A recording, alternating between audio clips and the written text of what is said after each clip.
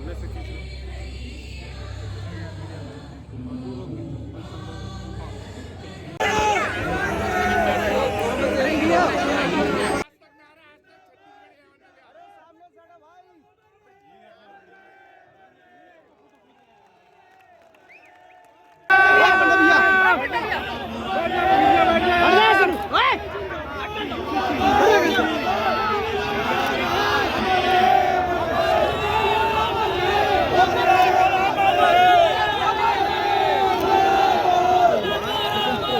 स्वतंत्रता दिवस के पूर्व संध्या में हम सब एकत्रित हुए हैं और आदरणीय मोतीलाल वोरा जी का बहुत ही भव्य आदम का मूर्ति का अनावरण और इस अवसर में पूरे परिवार के सदस्य, माता जी भी हैं, दीदी लोग भी हैं, परिवार के अन्य सदस्य भी हैं, सबको मैं प्रणाम करता हूं। और साथ ही आदरणीय बड़े भैया ताम्रध्वज साहू जी, आदरणीय रवि चौबे जी, आदरणीय मोहम्मद अकबर जी, आदरणीय महंत राम सुंदरदास जी, आदरणीय राय अरुण जी, आदरणीय प्रदीप चौबे जी, आदरणीय राधेश्याम शर्मा जी, लक्ष्मण चंद्राकर जी, आर्यन वर्मा जी, गया पटेल जी।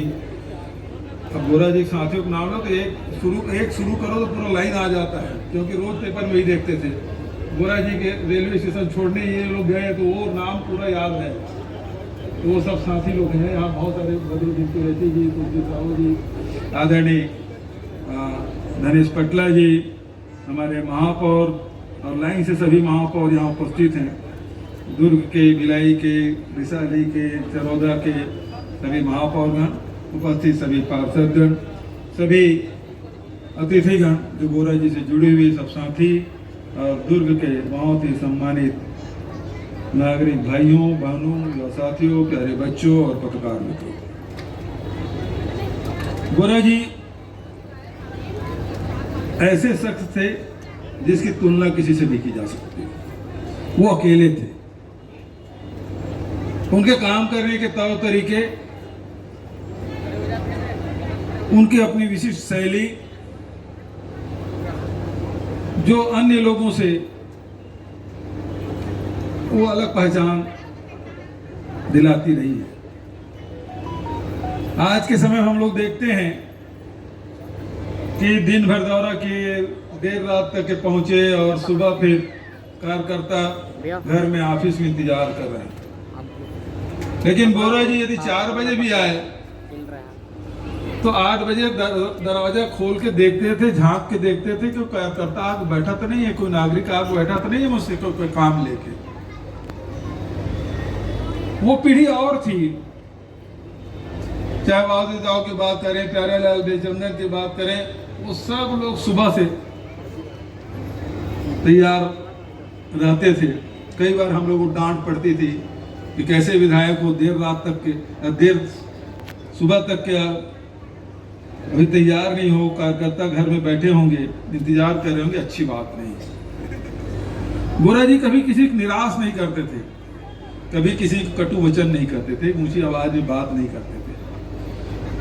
सुबह से लेके देर रात तक के काम करते थे, लेकिन उनके चेहरे में थकान नहीं दिखती थी। निरंतर वो सक्रिय रहते थे,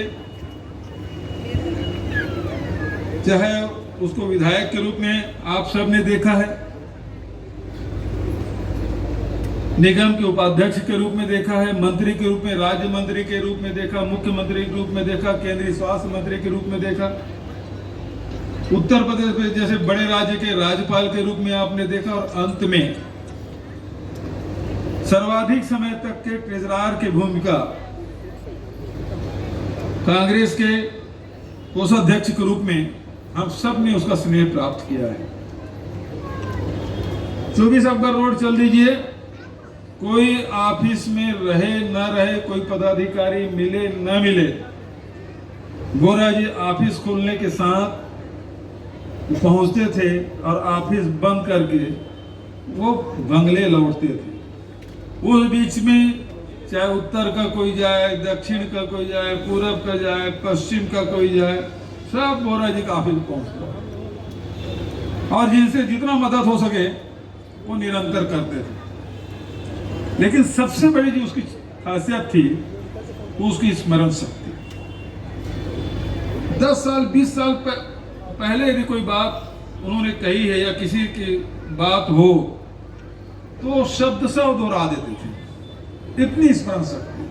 जब हम लोग बोलते थे बाबूजी आपके साथ हम लोग गए थे तो ये बात थी, तो बोले वो बात नहीं थी, वो शब्द को पीछे जो रहता था उसको आगे करके बताते ऐसा तुमने कहा था। ये उसकी स्मरण शक्ति।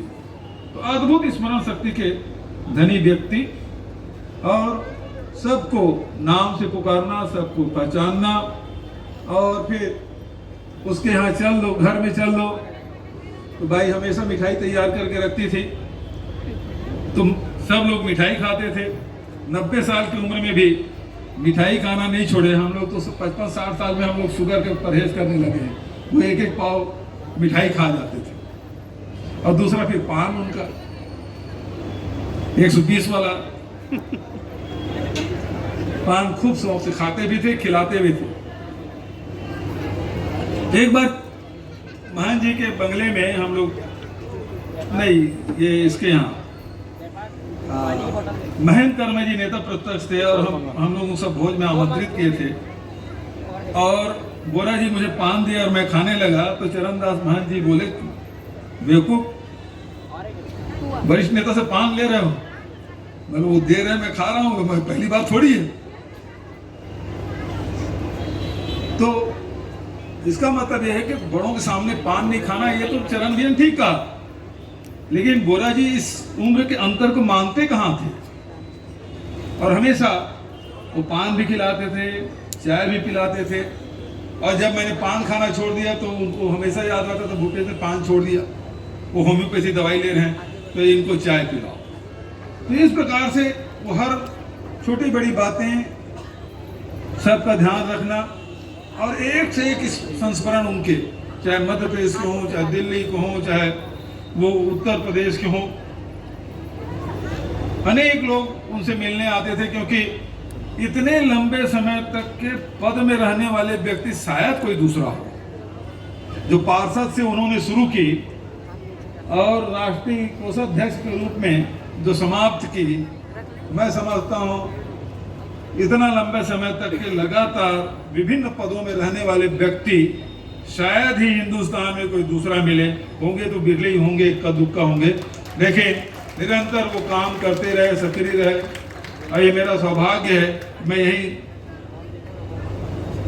दुर्ग आया था, आदिवासी समाज का कार्यक्रम था, और यही स्टेडियम से हम लोग हेलीकॉप्टर से निकले, ताम्रध्वज भैया साथ में थे, और सामाजिक कार्यक्रम में जाना था। हेलीकॉप्टर में ही मैंने अरुण मरकाम से कहा कि अरुण भाई को फोन लगाओ, बाबूजी से हम लोग बात करेंगे। और उसी हेलीकॉप्टर में ही चलते ताम्रध्वज जी की भी बात हुई और मेरी भी बात हुई। और शायद मैं समझता हूँ कि राजनेताओं में वो आखिरी वार्तालाप रही होगी, बोरा जी ने किसी की होगी, अरुण भाई ये बताते हैं। और उसके बाद उसे बात करने का अवसर नहीं मिला। मृत्यु के 8-10 दिन पहले ही हम लोग जाके उनसे मिले थे, बहुत लंबी बात हुई, चाय भी उन्होंने पिलाई, जिस प्रकार से उनका व्यवहार रहा, और बहुत सारे जो सीख की बात है। हालांकि यहाँ बहुत सारे उनके साथी बैठे हैं, ताम्रध्वज भैया से लेके राधे श्याम भैया, आर्यन वर्मा, गया पटेल, बद्रुद्दीन, वो सारे लोग बैठे हैं यहाँ, लेकिन बोरा जी के गुणों में कोई एक गुण भी तो किसी में दिखाई नहीं देता। उतना देर तक के काम करके कोई बता दे, बोरा जी के पास कोई आदमी बैठ जाए और उसको बार बार उसी बात को बोलता रहे, आप एक बार सुनोगे, 2 बार सुनोगे, तीसरे बार बोलोगे हो गया यार बंद करो, मैं सुन लिया, तुम्हारा आवेदन ले लिया। लेकिन बोरा जी के पास 10 नहीं 20 बार भी बोले तो वही समभाव उनका रहता था। हाँ ना पंडित जी, मैं करूंगा, देखता हूँ। एक स्वतंत्रता संग्राम सेनानी आए थे उनसे मिलने, उसकी उम्र 120 साल पहले रहा होगा, और वो आए, उसको फांसी की सजा हो गई और देश आजाद हो गया, वो बच गए, तो देश आजाद हो गया, फांसी की सजा हो गई थी। तो वो फ्रीडम फाइटर आए, तो बोरा जी चैम्बर में हम लोग बैठे थे, उनको मिठाई भी खिलाई, उसकी चाय भी पिलाई। और बार बार बोले बोरा जी इसको करना है। बोले हाँ पंडित जी।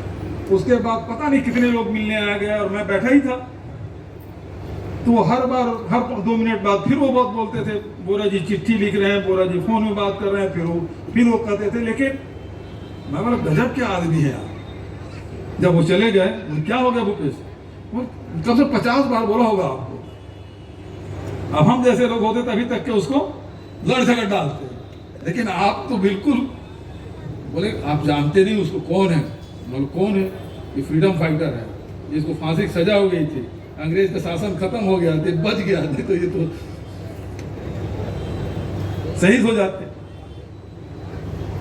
तो आदमी पहचानना, उसका सम्मान रखना, उसके भावनाओं कदर करना, बड़े गजब के हस्ती थे, कभी नाराज नहीं होने वाले व्यक्ति। और दुर्ग में जैसे ताम्रध्वज जी बताते थे कि बोरा जी पत्रकार भी थे, स्कूटर में दौरा भी कर रहे हैं, वहीं जाके सबका नाम लिख रहे हैं, और नाम लिख के बाद खबर भी छपी, खबर छपने के बाद वो पेपर संभाल के रखते थे। फिर जब उस गांव में दौरे में जाते थे, फिर देखो तुम्हारा नाम आया है, वो बताते भी थे। तो ऐसे बोरा जी, तो बोरा जी के साथ अनेक संस्मरण हम सबके हैं, और बोरा जी हमेशा नेतृत्व के साथ रहे।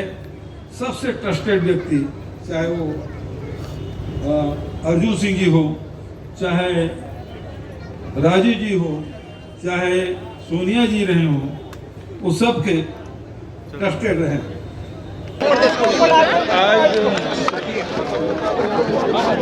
नीचे डालो सर, थोड़ा सा हट जाएंगे क्या? थोड़ा सा लेने दीजिए सर, थोड़ा सा। 24 जी की स्मृति में वसुंधरा सम्मान का आयोजन हुआ, और वहीं बस नीचे उनके गांव में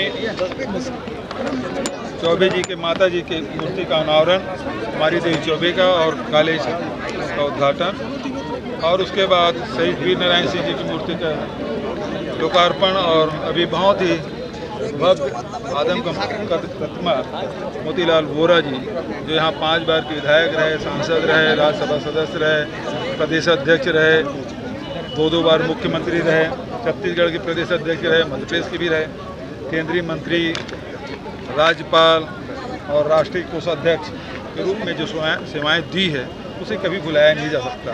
ऐसे महान व्यक्ति के मूर्ति का अनावरण करने का हम सबको सौभाग्य मिला है।